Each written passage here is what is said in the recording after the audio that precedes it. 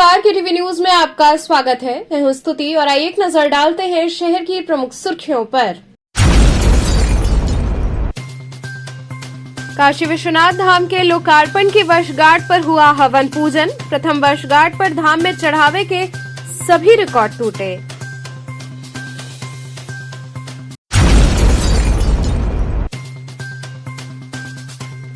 काशी पहुंचे राजस्थान के राज्यपाल कलराज मिश्र ने सर्किट हाउस में मीडिया से की बातचीत।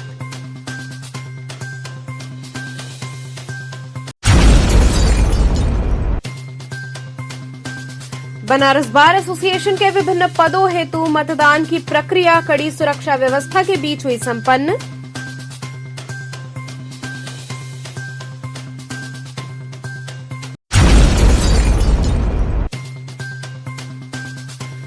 और चितईपुर थाना अंतर्गत हुई हत्या में लिप्त 2 अभियुक्तों को पुलिस टीम ने किया गिरफ्तार।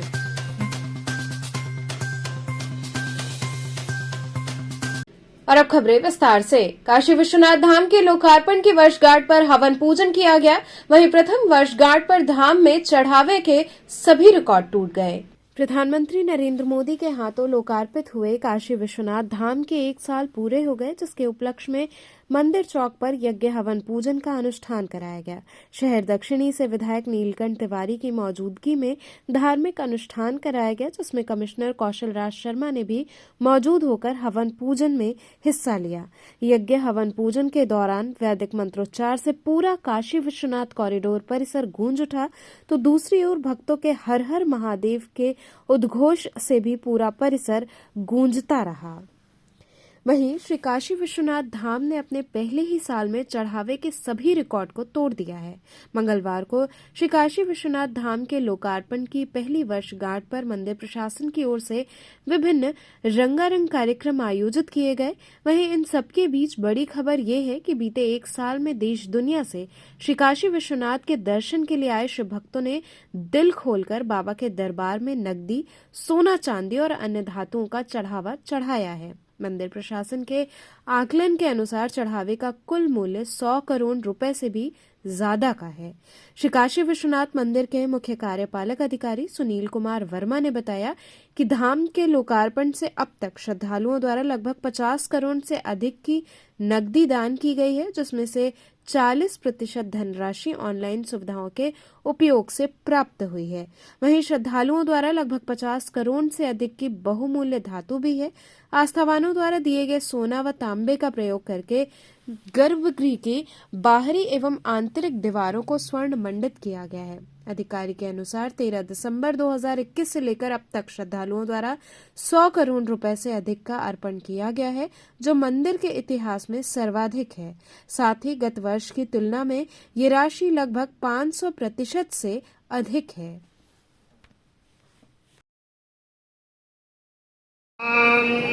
भगवत प्रतिनिधिभूतो हम भगवतः श्री काशी विश्वेश्वरस्य वाराणसी मंडलस्य सांसद महोदय प्रतिनिधिभूतो हम येन विस्तृत कॉरिडोर विश्वनाथ धाम कॉरिडोर परियोजनानां प्रथम वर्ष पूर्ण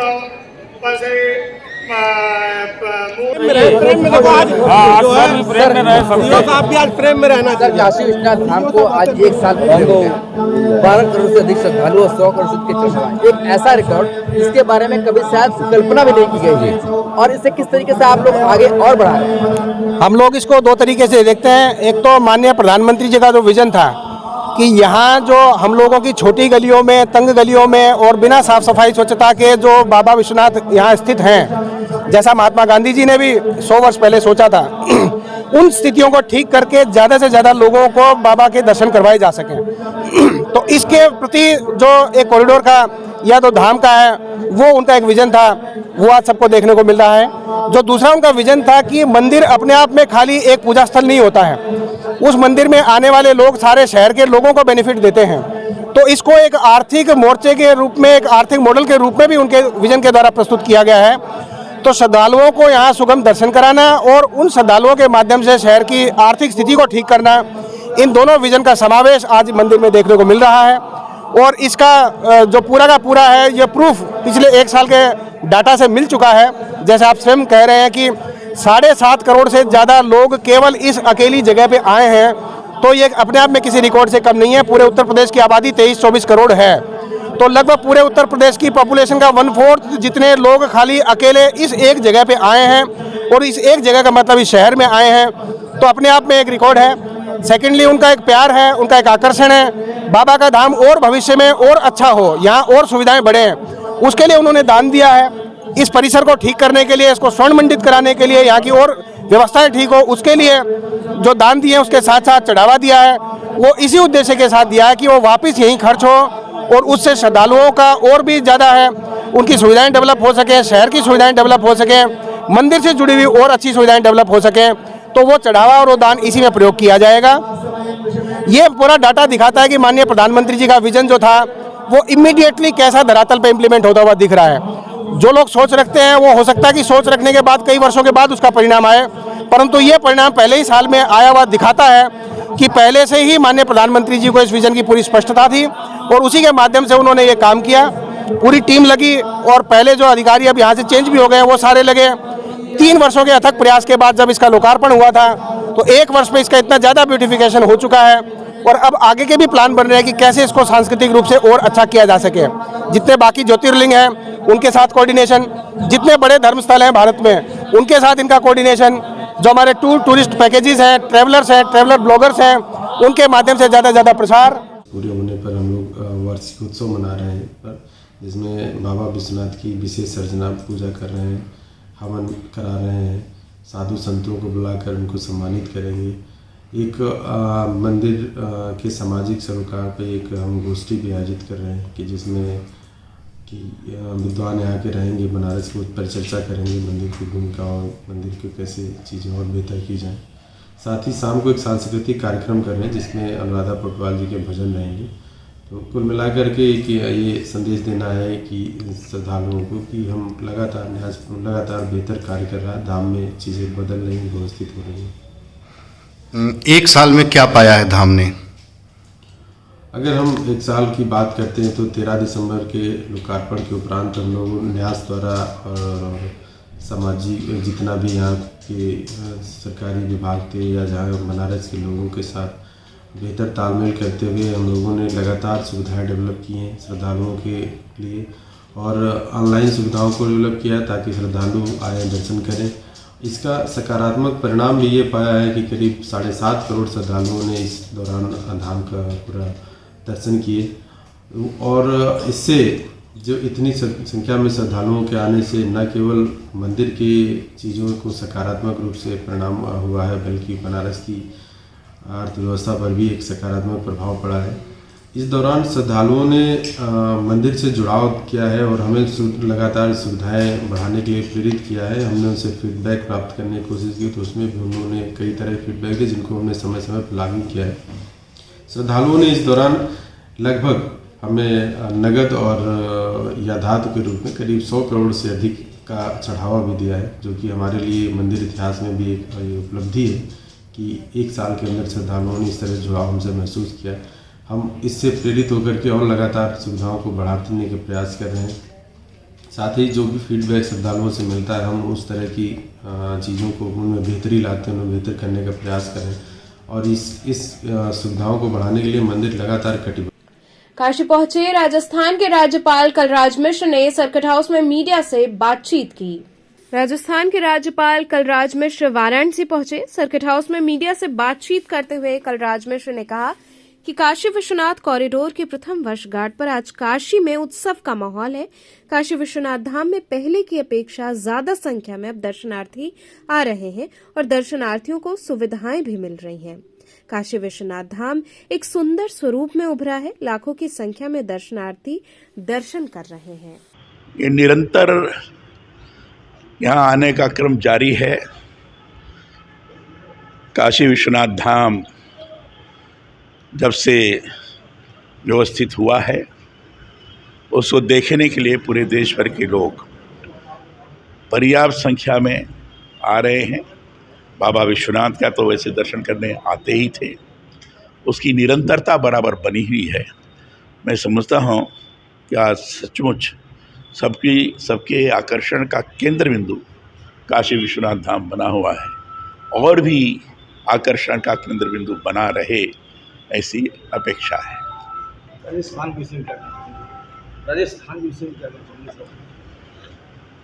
राजस्थान बहुत अच्छा प्रदेश है, और मैं कह सकता हूँ कि टूरिस्ट की दृष्टि से राजस्थान बड़ा महत्वपूर्ण है। वहाँ मरुभूमि भी है, वहाँ पर्वतीय क्षेत्र भी है, वहाँ पानी भी है, और यहाँ झीलों की संख्या सर्वाधिक है, हरियाली भी ज़्यादा है। तो हर प्रकार की चीज़ राजस्थान में आपको मिलेगी। राजस्थान शौर्य की धरती है, कला की धरती है, सौंदर्य की धरती है।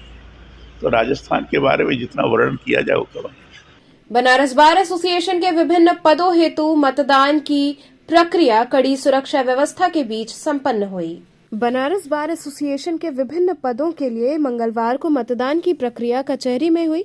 मतदान की प्रक्रिया सुबह 10 बजे से प्रारंभ हुई, जो कि शाम 4 बजे तक चली। वहीं बुधवार को मतों की गिनती होगी। मतदान को लेकर अधिवक्ताओं में उत्साह दिखा। इस दौरान सुरक्षा के भी पुख्ता इंतजाम रहे। पूर्व निर्धारित कार्यक्रम के अनुसार बनारस बार एसोसिएशन के पदों के लिए मतदान हुआ। अधिवक्ता लाइन में लगकर मतदान करते रहे। मतदान के लिए लगभग 5000 मतदाता हैं। वरिष्ठ समिति सदस्य धर्मेंद्र शर्मा ने बताया कि बनारस बार एसोसिएशन एशिया का सबसे पुराना बार है। अध्यक्ष, वरिष्ठ उपाध्यक्ष, उपाध्यक्ष, कोषाध्यक्ष, महामंत्री, संयुक्त मंत्री के 2 समेत कुल 13 पदों के लिए मतदान हो रहा है। बुधवार सुबह 8 बजे से मतगणना की प्रक्रिया शुरू होगी, जो समाप्ति तक चलेगी। बनारस बार एसोसिएशन के पूर्व अध्यक्ष व बार काउंसिल ऑफ इंडिया के सदस्य श्रीनाथ त्रिपाठी ने कहा कि इस सम्मान का चुनाव है, इसमें सभी अधिवक्ता बड़े ही हर्षोल्लास के साथ भाग लेते हैं। बार एसोसिएशन का मुख्य उद्देश्य न्यायपालिका और अधिवक्ताओं के बीच सामंजस्य स्थापित करना है। आज जो है काउंटिंग हो रही है, क्या कितने परसेंट अभी तक पड़े हैं? और अभी तक कुल 1648 में पड़े हैं, 33.62%। कितने बजे से स्टार्टिंग हुआ? 10 बजे से शुरू हुआ है और 4 बजे शाम तक चलेगा। अभी जो प्रत्याशी हैं और जो वोटर हैं वो कैसे आ रहे हैं? प्रत्याशी हैं, अपना प्रचार नहीं कर रहे हैं, खड़े हैं, और हमारे मतदाता बहुत आसानी के साथ मतदान करने के लिए आ रहे हैं।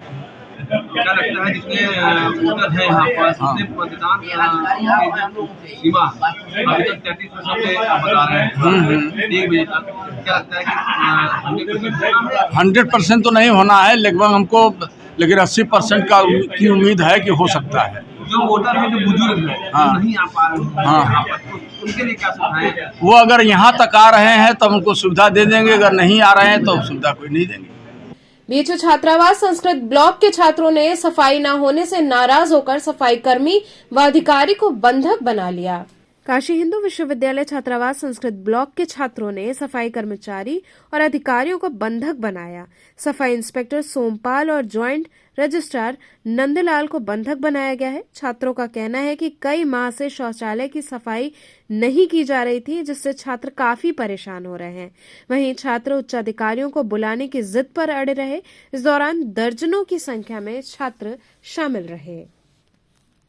क्या समस्या है? क्यों बंधक बनाया गया? किसको बंधक बनाया गया? देखिए, ये SSS के कर्मचारी हैं, ये AR और बड़े बाबू लेवल के जो सफाई वाले हैं उनके अधिकारी हैं। ये लोग 10 दिनों से हमारे हॉस्टल में सफाई के लिए, बाथरूम सफाई नहीं, आप चल के देखेंगे तो इतना गंदगी कि रूम तक बदबू आ रहा है। और इन लोग से जब कहो तो हम कह रहे हैं कि हमारा काम मैन पावर देना है, सफाई करना इनका काम नहीं है। करोड़ों के SSS का बजट है और इनका काम है मैन पावर देना है। और जब आज हम लोग बुला रहे थे तो ये कह रहे हैं कि लेटर भेज दीजिए, मतलब महीनों में खाली लेटर जाए, सफाई ना हो। यहाँ इतने छात्र हैं, किसी भी छात्र से पूछेंगे रूम तक बदबू आ रही है। 10 दिन से बाथरूमों की सफाई नहीं हुई है, इसीलिए इनको बंधक बनाया गया। और जब तक इनके ऊपर के अधिकारी नहीं आ जाते हैं और लिखित नहीं देंगे कि एक कर्मचारी रुइया में सफाई के लिए कंटिन्यू रहेगा, तब तक हम लोग इनको छोड़ने वाले नहीं हैं।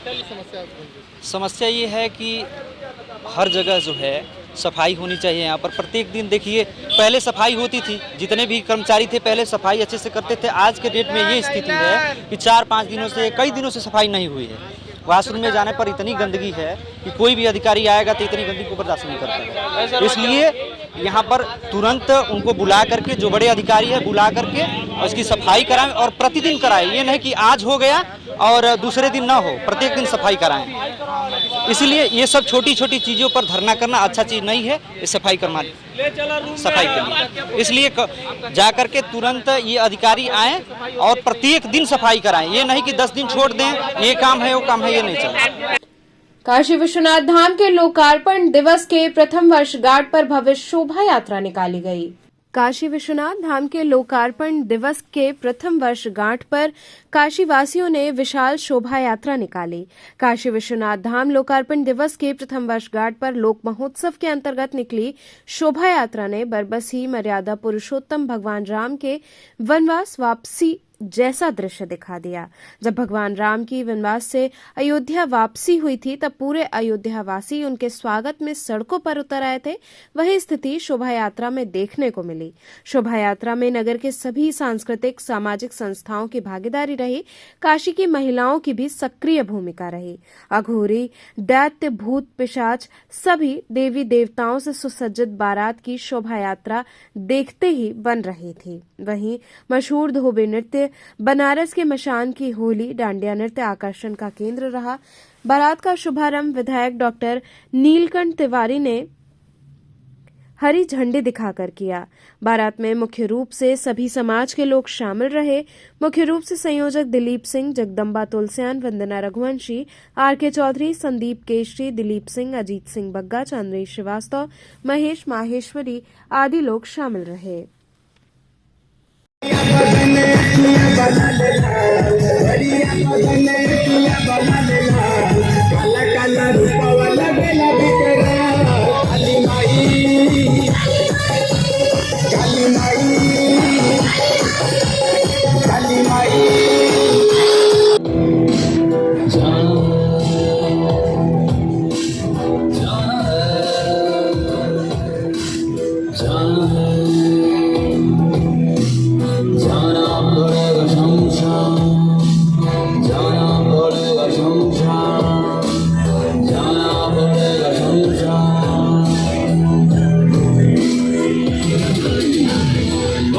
यहाँ रुकेंगे एक छोटे से ब्रेक के लिए। आप बने रहिए KTV के साथ।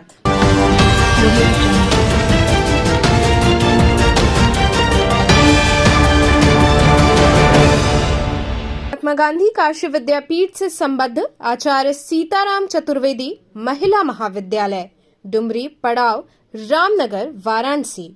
खबरों से जुड़े रहने के लिए हमारे चैनल KTV वाराणसी को सब्सक्राइब करें और लेटेस्ट अपडेट्स के लिए बेल आइकन को प्रेस करें।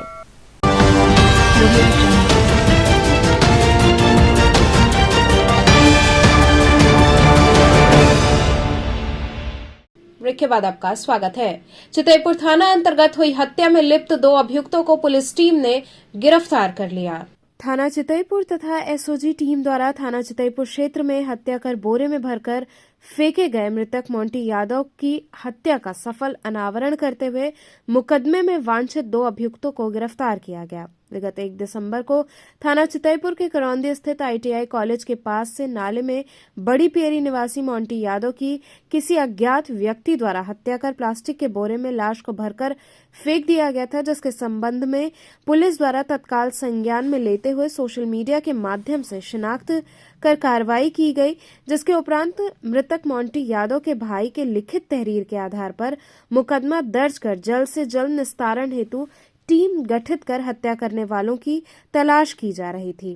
थाना चितईपुर पुलिस द्वारा पुलिस आयुक्त वाराणसी द्वारा वांछित अपराधियों के विरुद्ध चलाए जा रहे अभियान के क्रम में पुलिस उपायुक्त काशी जोन व अपर पुलिस उपायुक्त काशी जोन के निर्देशन में थानाध्यक्ष चितईपुर ब्रजेश कुमार मिश्र तथा चितईपुर पुलिस टीम द्वारा हत्या में शामिल दोनों अभियुक्त गणों को गिरफ्तार किया गया है। सर, क्या है पूरा मामला? ये 1 दिसंबर को करौंदी थाना चितईपुर के नाले में एक अज्ञात व्यक्ति का शव प्राप्त हुआ था। 100 का पंचनामा भर करके शिनाख्त की कार्रवाई के प्रयास किए गए और 2 तारीख को इसकी पहचान मोंटी के रूप में और निवासी पेरी थाना चौक के रूप में हुई और इसमें धारा 302 आईपीसी का अभियोग थाना चितईपुर में पंजीकृत किया गया और केस के अनावरण के लिए टीम का गठन किया गया, जिसमें हमारी सर्विलांस टीम और क्राइम ब्रांच की टीम, जिसमें एसओजी और साथ ही साथ जो है हमारे थानाध्यक्ष चितईपुर की टीम ने कार्य किया।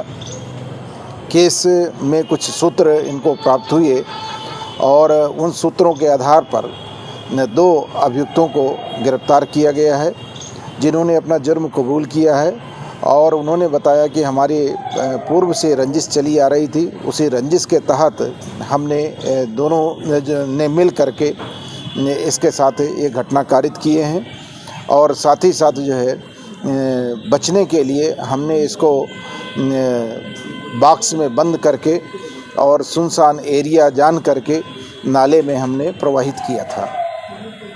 क्या क्या बरामद हुआ है अभी तक? इसमें जो प्रयुक्त ई रिक्शा है वो बरामद हुआ है, बॉक्स बरामद हुआ है और जो घटना में प्रयुक्त जो इन्होंने ईंट है और जो इनके पास हाथ में अन्य चीज़ें थी वो भी बरामद हुई है। कोई आपराधिक इतिहास इन लोगों का अपराधी? इनका अभी तक आपराधिक इतिहास प्राप्त नहीं हुआ है, फिर भी अन्य जो है थानों से भी और जो आसपास के जनपदों से भी इनके बारे में आपराधिक इतिहास मांगा गया है। केंद्रीय शिक्षा राज्य मंत्री ने तमिल फिल्म महोत्सव का शुभारंभ किया, वहीं बैडमिंटन मैच में शामिल हुई। केंद्रीय शिक्षा राज्य मंत्री अन्नपूर्णा देवी ने कहा कि देश ही नहीं विदेशों में भी तमिल फिल्मों का डंका बजा है। कई फिल्मों को अंतर्राष्ट्रीय स्तर पर पहचान मिली है। भारतीय सिनेमा की शुरुआत से लेकर आज तक तमिल फिल्म उद्योग ने महत्वपूर्ण भूमिका का निर्वहन किया है। निर्माता, निर्देशक, संगीतकार, फिल्मकार, अभिनेता और अभिनेत्रियों ने सफलता के झंडे गाड़े हैं। मंत्री अन्नपूर्णा देवी काशी तमिल संगमम में तमिल फिल्मों के 3 दिवसीय समारोह का उद्घाटन कर रही थी। पहले दिन राष्ट्रीय और सामाजिक चेतना को केंद्र में रखकर बनाई गई फिल्म मामनी तहन को दिखाया गया, जिसमें मुख्य भूमिका विजय सतपथी की है। इसमें काशी की भी बात की गई है। इस अवसर पर तमिल सिनेमा के निर्माता निर्देशक सेनु रामास्वामी ने कहा कि मैं काशी, मां गंगा और प्रधानमंत्री नरेंद्र मोदी का धन्यवाद करने आया हूं। इससे पहले काशी तमिल संगमम के मुख्य समन्वयक शमुकृष्ण शास्त्री ने अतिथियों को अंगवस्त्रम और स्मृति चिन्ह प्रदान कर सम्मानित किया। 17 तारीख से लगातार 17 नवंबर से लेकर 16 नवंबर तक चलने वाले काशी तमिल संगमम इस कार्यक्रम में आज जाने का सौभाग्य मिला। ये हमारे लिए बहुत ही हर्ष की बात है और साथ ही साथ ये कार्यक्रम माननीय प्रधानमंत्री जी के द्वारा और हमारे माननीय मंत्री धर्मेंद्र प्रधान जी के द्वारा जो ये आयोजित किया है बहुत ही बड़ी संख्या में, ताकि हम तमिल और काशी का जो अनुनाश्रय संबंध रहा है प्राचीन काल से, वहाँ के बच्चों को हर एज ग्रुप के लोगों को यहाँ पर लाकर वो एक बार वो पूरा काशी को देखे, काशी को समझे, काशी को जाने और ज़्यादा कनेक्ट हो। इसके लिए एक ये कार्यक्रम जो एक भारत श्रेष्ठ भारत की जो कल्पना है उसके तहत ये कार्यक्रम का आयोजन किया गया है। और आज अभी एक फिल्म स्क्रीनिंग फिल्म फेस्टिवल है जिसके तहत 3 दिन का ये फिल्म फेस्टिवल रखा गया है। उसमें आज महापुरुष फिल्म के बच्चों को ये दिखाया जा रहा है और हम देखते हैं कि आज तमिल में जिस तरह से आज शुरू से सबसे शुरुआत तमिल में ही मुख्य फिल्म की शुरुआत हुई थी और तब से लेके आज तक आज हम देखें तो फिल्मी दुनिया में निश्चित रूप से डब करके हर भाषा में तमिल फिल्म को ही ज़्यादा लोगों तक पहुंचाया जा रहा है, जिसमें कि एक जीवंतता आती है हर तरह का, चाहे वो हम अपनी संस्कृति की बात करें, हम धर्म की बात करें, हर तरह को इसमें समाहित करके किया गया है। और आज का जो सिनेमा है मुझे लगता है बच्चों को भी अच्छा लगेगा और ये निश्चित रूप से ये बहुत ही बड़ा ये एक प्रयास और बहुत अच्छा ये एक प्रयास है। माननीय प्रधानमंत्री जी की जो सोच है कि ये जो कार्यक्रम आयोजित किया गया है इसके लिए उनके प्रति आभार व्यक्त करते हैं। इसी कड़ी में काशी तमिल संगमम के अंतर्गत आयोजित खेल महोत्सव में बैडमिंटन का आयोजन किया गया, जिसमें मुख्य अतिथि के रूप में केंद्रीय शिक्षा राज्य मंत्री अन्नपूर्णा देवी पहुंची। उन्होंने भी बैडमिंटन खेला। इस आयोजन में तमिलनाडु और यूपी की महिला एवं पुरुष वर्ग के खिलाड़ियों ने हिस्सा लिया।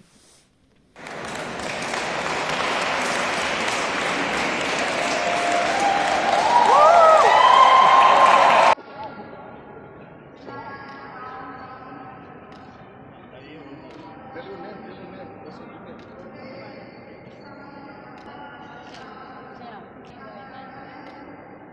महीने तक लगातार एक भारत श्रेष्ठ भारत के तर्ज पे काशी तमिल संगमम कार्यक्रम में आने का मुझे अवसर मिला और माननीय प्रधानमंत्री जी के प्रति हम आभार व्यक्त करते हैं, धन्यवाद देते हैं कि इतने बड़े आयोजन उन्होंने इतना बड़ा यहाँ पे किया, जो उनका ये एक कॉन्सेप्ट था।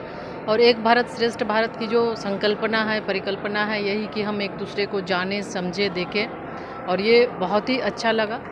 और यहाँ हमारे बच्चों को आने के बाद एक दूसरे के साथ मिलने का, एक दूसरे की भाषा, खान पान, रहन सहन, हर एक चीज़ों को जानने का बहुत नज़दीक से उन्हें अवसर मिला है। और ये कार्यक्रम, इस तरह के कार्यक्रम के माध्यम से और ज़्यादा नज़दीकियाँ बढ़ती हैं।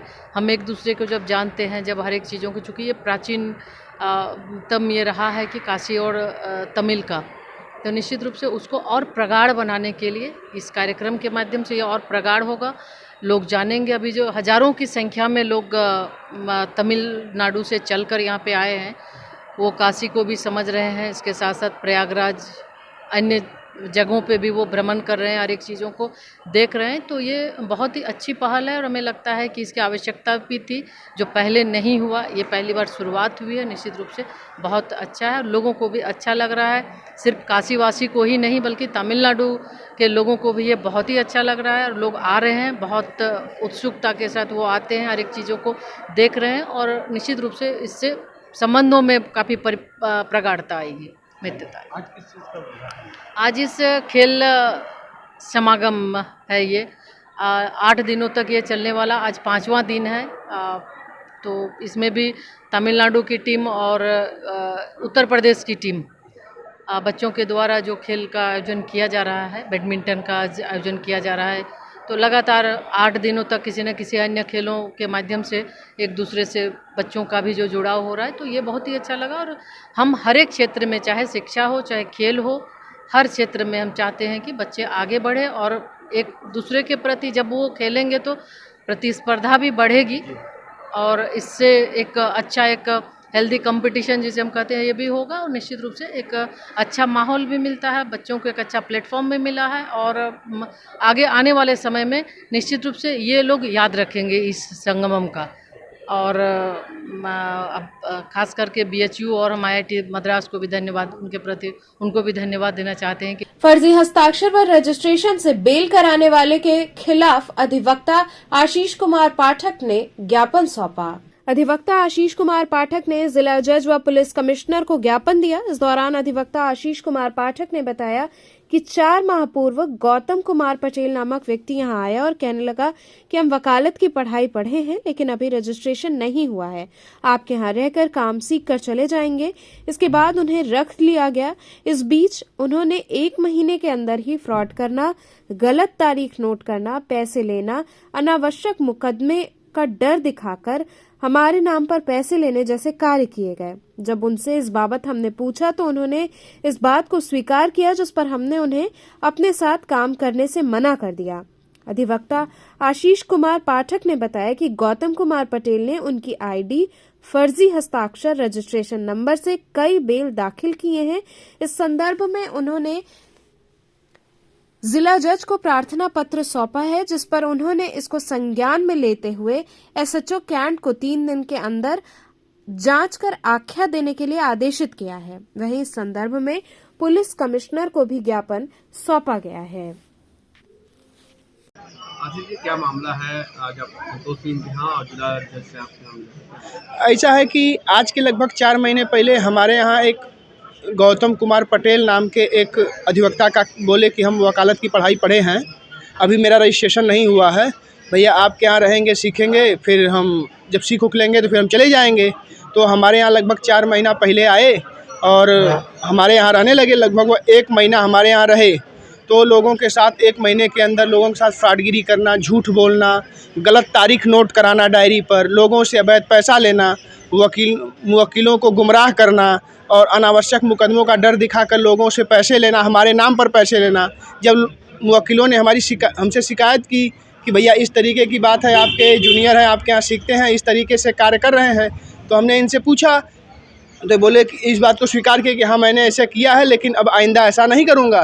तो हमने कहा कि तब भैया जब आपको इस तरीके से बात है तो आप हमारे यहाँ नहीं रह पाएंगे। तो आज से लगभग 3 महीना 2.5 महीना हो गया वो हमारे यहाँ नहीं है, लेकिन वो हमारे यहाँ नहीं रहने के बाद वह मेरे हस्ताक्षर से, मेरे आईडी से और मेरा रजिस्ट्रेशन नंबर, जो कि मेरा रजिस्ट्रेशन नंबर 4234-16 है, मेरा रजिस्ट्रेशन नंबर लिख करके वह माननीय जिला जज महोदय के यहाँ कई ठो बेल दाखिल किए हैं। वो भी बेल उस आदमी की जिन्होंने फ्रॉड पूरे भारतवर्ष में किया है। वो साइंस सिटी की कंपनी, जो मुश्ताक, अब उसका हमको नाम पूरा क्लियर नहीं है, मुश्ताक आलम नाम शायद है उसका, जिसकी वह बेल उन्होंने मेरे नाम से, मेरे आईडी से, मेरा फर्जी हस्ताक्षर बना करके उन्होंने दाखिल किया है। मैं दूसरे मुकदमे की जांच करने गया था तो वहाँ हमको इस बात का पता चला। वह मेरे दस्तखत पे वहाँ हलफनामा भी तस्दीक किए हैं। और जब हमको जानकारी हुई तो मैं लोगों से, सीनियर लोगों से इस बात को शिकायत किया, तो लोगों ने कहा कि जिस दिन बेल रहेगी उस दिन आप इस बात को माननीय जिला जज साहब से कहिएगा। तो आज 12 तारीख को बेल थी, लेकिन दुर्भाग्यपूर्ण ऐसा रहा कि आज सारे मुकदमों में डेट लग गई। तो मैं जिला जज साहब के यहाँ गया और अपना एप्लीकेशन दिया, पूरे प्रकरण की जानकारी दिया। तो माननीय जिला जज महोदय ने उस प्रार्थना पत्र पर संज्ञान लेते हुए SHO कैंट महोदय को 3 दिन के अंदर जांच कर आख्या देने के लिए उन्होंने आदेशित किया। और मैं फिर उसके बाद तुरंत पुलिस कमिश्नर महोदय के यहाँ लेकर गया प्रार्थना पत्र, उस बात शिकायत किया, पूरी बात बताई। उन्होंने तुरंत SHO कैंट महोदय को भी आदेशित किया कि प्रकरण की जांच कर तत्काल आवश्यक कार्रवाई किया जाए। उसके बाद मैं तुरंत अपने सेंट्रल बार एसोसिएशन में मैं एक प्रस्ताव, पूरा साक्ष्य सबूत लगा करके मैंने, महामंत्री जी उसमें उपलब्ध थे, उनको दिया। उन्होंने भी बोला कि मैं तुरंत अभी बार के पैड पर लिख करके माननीय जिला जज महोदय को, SHO कैंट को सरकार भेजता हूं और इस पर तत्काल कार्रवाई की जाएगी। इन्होंने मेरे साथ, मेरे विश्वास में, मेरे पेट और पीठ दोनों में छुरा भोंकने का काम किया है और मेरे करियर से, मेरे ज़िंदगी से इन्होंने खिलवाड़ किया है। मेरे यहाँ रहकर हम लोगों के यहाँ पैसा नहीं रहता था, लेकिन मैं भी किसी तरीके से इनको 200 रुपया प्रतिदिन देता था, लेकिन मेरे साथ इन्होंने छल किया है, फ्रॉड किया है, और जो कि फ्रॉड पूरा साबित है। BHU के 102वें दीक्षांत समारोह के बाद उपाधि प्राप्त छात्र छात्राओं ने अपनी खुशी जाहिर की। काशी हिंदू विश्वविद्यालय के 102वें दीक्षांत समारोह के उपरांत डिग्री पाए विद्यार्थियों ने अपनी खुशी जाहिर की और डीजे पर जमकर डांस किया। काशी हिंदू विश्वविद्यालय के छात्र छात्राओं ने विश्वविद्यालय परिसर के विभिन्न स्थानों पर एकजुट होकर डीजे पर झूमते नाचते दिखे। छात्र काफी खुश थे और जगह जगह इन छात्रों को नाचते गाते देखा गया। इस अवसर पर जब मीडिया ने छात्रों से खुशी के बारे में पूछा तो छात्रा संस्कृति ने बताया कि 3 साल बाद आज हमें ये उपाधि मिली है और इसी वजह से हम सभी छात्र जिनको डिग्रियां मिली हैं वो नाच गाकर अपनी खुशियां मना रहे हैं। कोरोना काल में हम लोगों की डिग्रियां मिलते मिलते रह गई थी, ये हमारे लिए बहुत खुशी का दिन है।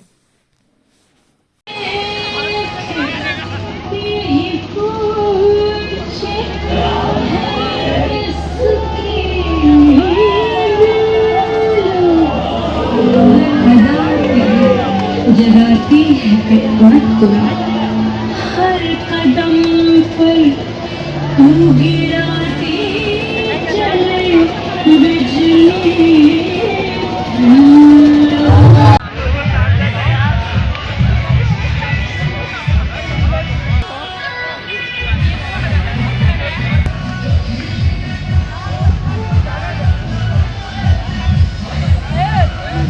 और इस वक्त हम अपनी 102वीं दीक्षांत समारोह मना रहे हैं, जो कि हमारे लिए बहुत ही हर्षोल्लास का समय है।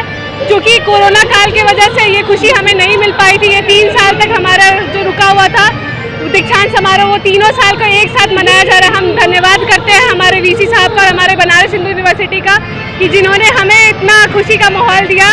धन्यवाद। 3 साल बाद आपको डिग्री मिल रही है? जी, 3 साल बाद हमें डिग्री मिल रही है। हमने तो एक बीच में आश छोड़ दिया था कि ये खुशी का दिन हमें देखने को मिलेगा, बट हमें ये मिल रहा है, तो ये हमारे लिए बहुत खुशी की बात है। मैं अभी यहाँ से PG कंप्लीट किया हूँ। कल पोस्ट ग्रेजुएशन का कन्वोकेशन था, दीक्षांत समारोह। आज है UG का, अंडर ग्रेजुएशन का। तो आज 20, 21, 22 तीनों वर्ष में जो पास हुए हैं सबका डिग्री आज मिलेगा। ये उत्साह है बच्चों का। महामना की बगिया में ऐसा उत्साह कन्वोकेशन के टाइम आना लाजमी है, अच्छा लगता है देख के। तो चलते चलते पुनः एक नजर डालते हैं शहर की प्रमुख सुर्खियों पर। काशी विश्वनाथ धाम के लोकार्पण की वर्षगांठ पर हुआ हवन पूजन। प्रथम वर्षगांठ पर धाम में चढ़ावे के सभी रिकॉर्ड टूटे।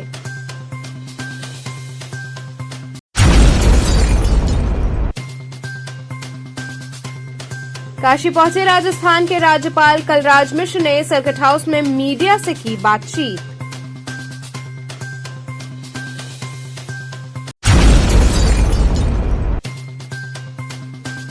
बनारस बार एसोसिएशन के विभिन्न पदों हेतु मतदान की प्रक्रिया कड़ी सुरक्षा व्यवस्था के बीच हुई संपन्न।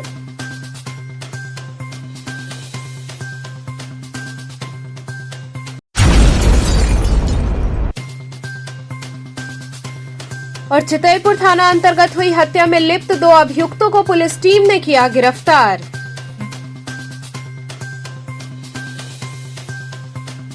तो थे आज के समाचार, कल फिर होगी मुलाकात, तब तक के लिए नमस्कार।